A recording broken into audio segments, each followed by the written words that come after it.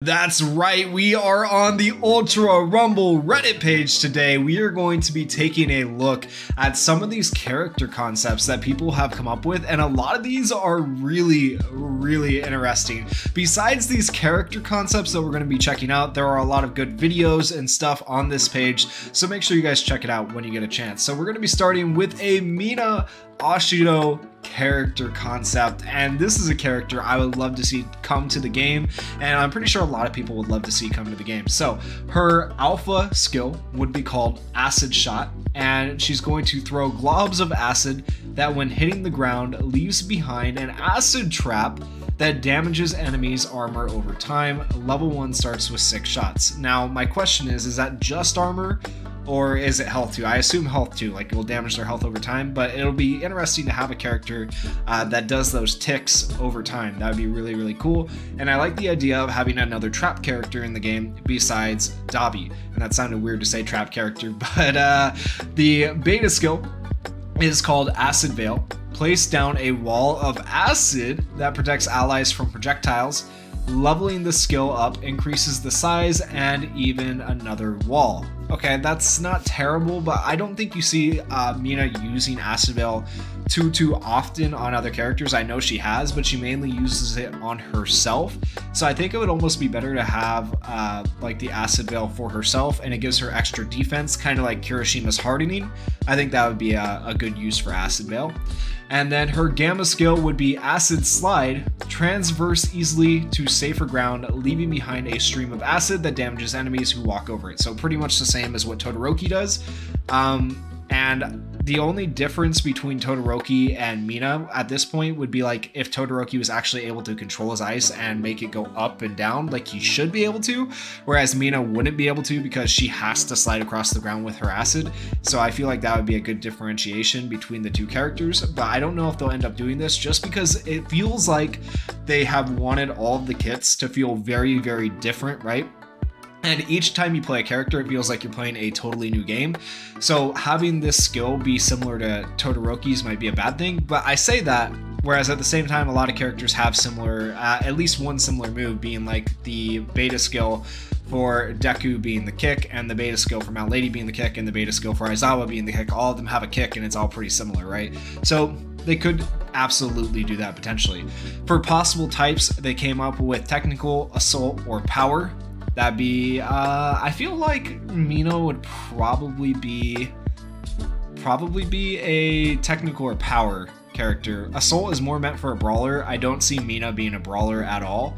And I don't see her being like support really, because like I said, she uses her Acid Veil on herself. So I almost see her being power and being able to like, because she shoots her acid, right? You guys have seen her develop that skill where she shoots her acid out of her hands. So I see her being a power character where she has like a mid to long range attack. And her strengths would be damage, mobility, mid-range combat. Weaknesses are accuracy and long range. I don't know about the accuracy thing because I feel like she would have accuracy because she has literally developed her quirk to have accuracy. So, I mean, that one's kind of hard to say for sure. The next character concept we have is I'm probably going to butcher this name. I apologize. Kinoko Kamori. Hopefully I said that right. Anyways, she would be a technical type character and her quirk would be Mushroom. And we got some additional information here. They also listed the information below, but we'll go ahead and read from here because I like the images. The images are cool when people take the time to put together the images. Cover the battlefield with mushrooms, spread spores to weaken your opponents. That's really interesting. So your entire team's reload speed goes up with a technical and multiple players with the same role. Increases the effects. Her special action, sprout a fungi in your opponent's throat, causing them to audibly choke and leave them immobile. That would be an insane special skill. That'd be really ridiculous. For the alpha skill, an attack that humidifies opponents and helps grow your mushrooms. You can hold the button down to constantly spray mist. Okay. The beta skill, long range attacks that shoots a ball of spores towards your enemies. And then for the Gamma skill, wide area attack that spreads spores around you. So she has like no mobility in this kit, which is fair because I've never seen this character have mobility, but she sounds pretty defensive, kind of like Ibra. So let's go ahead and see what you have. You have more detailed information below. Take a look at that more detailed information. So for the alpha quirk, humidifier guns, this ability shoots out mist in a cone shape in front of you. The ability is dependent on a percentage bar, just like Denki and Uraraka's beta, okay? You can hold down the button to constantly spray your opponents. When holding the button, the range goes a bit further, or tap the button. Each tap would cost 10% of the bar. This would be her most reliable move to finish down opponents off quickly, but besides that, this ability doesn't do much damage on its own. When upgrading Alpha, it increases the range of the move, a very slight damage buff, and shortens reload speed. Okay, not terrible. Beta quirk, Mushroom Mass Attack. Kinoko throws a ball of spores that slowly tracks the opponent. Like Dabi's Alpha, but not as accurate. Okay, so be careful when throwing it out. If opponents are hit with the spores, fungus will begin to grow on them, doing damage over time, which would be kind of sick to see. That'd be really cool to see. Enemies may remove the mushrooms, but it forces them to stand still for a couple of seconds, leaving them vulnerable. I like that, to other attacks. Okay, so you have to remove the mushrooms like physically with the key binding to have it stop doing damage to you, otherwise it will damage you over time. That's very cool. If you decide to get up close, you can miss them with your alpha, causing the mushrooms on your opponent to get stronger and speeding their growth and speeding the damage, that's a cool combo potential. That's really good combo potential. If the mushrooms grow to a certain extent, the enemies begin to be affected with the slow effect. Oh, it just gets worse and worse. Upgrading the beta gives a damage buff, reload speed, and size up. I do like the idea of it having to be removed. I think at a certain point though, if they grow the mushrooms, right, they need to be able to fall off after a certain growth and not be removed. That way it's not just like a guaranteed hit and kill, because you are starting to slow them at that point. If you get them big enough, then they're not able to run away, they're not able to remove them, and they're just dead, right? So they need to fall off and give invulnerability after a certain amount of time to make it a little bit more balanced. The Gamma Quirk, Fungus Frenzy. Kinoko twirls, spreading spores all around the terrain, causing the area around you to sprout mushrooms, giving an opponent around a slow effect. If opponents stay in the area, they are affected by the same damage over time mushrooms from the beta, just slightly weaker and can't be buffed with your Alpha Mist. Okay, so just weaker mushrooms that are an AoE effect. Alpha may be used to increase the distance of the Gamma, helping your fungus infestation reach further grounds. That's kind of cool. Upgrading the Gamma gives it a bigger area of effect and damage buff.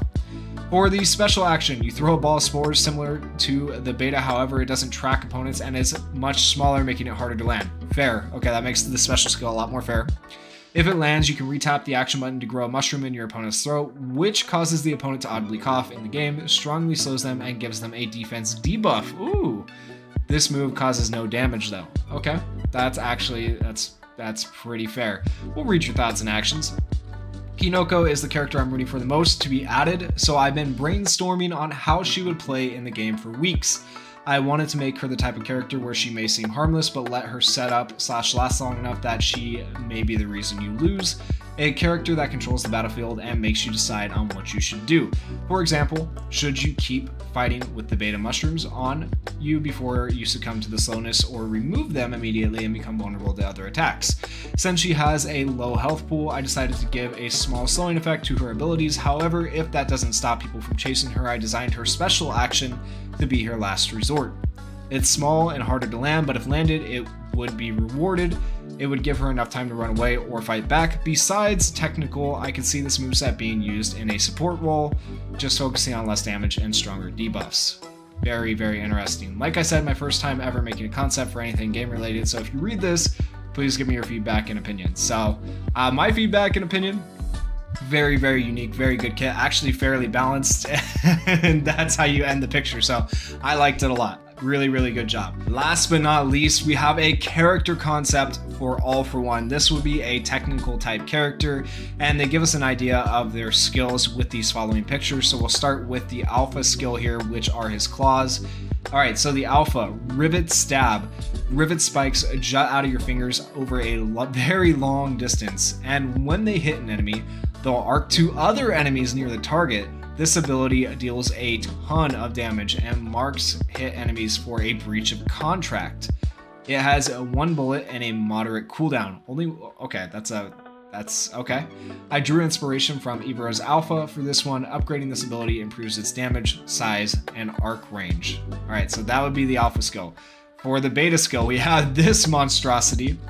Supercharged Fist, a close range AoE attack that hits everyone in front of you. It deals a ton of damage and marks enemies for breach of contract. It has 3 bullets and a long cooldown unless you're at 3 or max or 0 bullets. Your arm appears supercharged. Upgrading this ability improves its damage and bullet count. Okay? And, well, okay, before we go on, the gamma is called breach of contract. Okay, so here's the gamma. He's pointing at somebody. Breach of contract. Every single attack from any ability you steal applies the status breach of contract on hit. When you activate your gamma ability, anybody that received breach of contract from your alpha or beta skill explodes for AoE damage, drains all their guard points from afflicted targets, and damages their health. This ability has a moderate cooldown unless you haven't afflicted any enemies. Afflicted enemies lose the effect after you activate the ability. Upgrading this ability increases the damage it deals to enemies, health, and max enemies you can afflict at once. When your gamma is replaced, crouching overrides the current gamma ability with breach of contract. I think an additional thing to add to this for the cooldown timer would be like if you affect 5 to 10 enemies, which who knows, you potentially could, and then you go and use your gamma skill, because hopefully your breach of contract lasts forever, right? You don't have a timer on it. Then that makes the gamma skill take that much longer to recharge. So the recharge rate is based on how many opponents you affected, because it is really strong. But just imagine like using, I'm going to use a League of Legends term here though, but you use like a global ult like Karthus from League of Legends after you've marked everybody, and it just chunks them for a big amount of their health randomly in the middle of a fight. Gosh, that would be so funny and so cool, but very fitting for the ruler of evil. Alright, for the special, All for One allows you to permanently steal or copy the abilities of your enemies. When activating this ability while crouched, it switches between what ability type you want to take, alpha, beta, or gamma.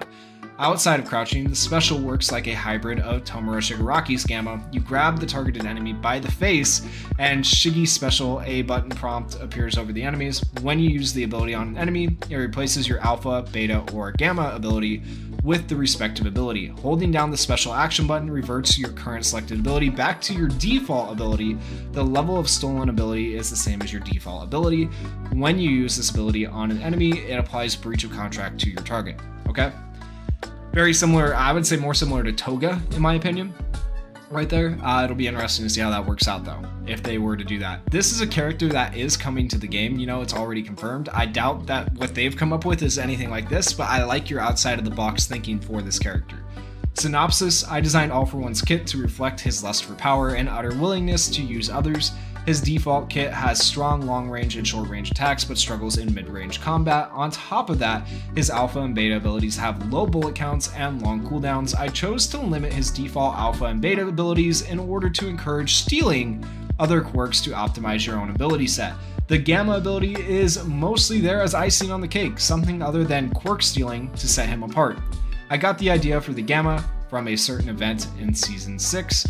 Also, I set his health to what it is because bro's literally on life support.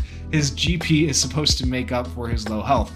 Alright, so yeah, very low health of 200 but a 400 GP. Very interesting concept for All for One. And there's his special skill picture.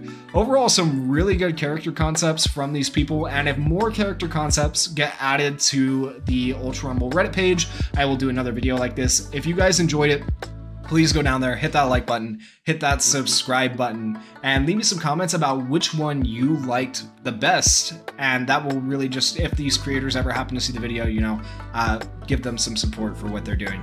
Thank you guys for watching. Peace. Can anybody out there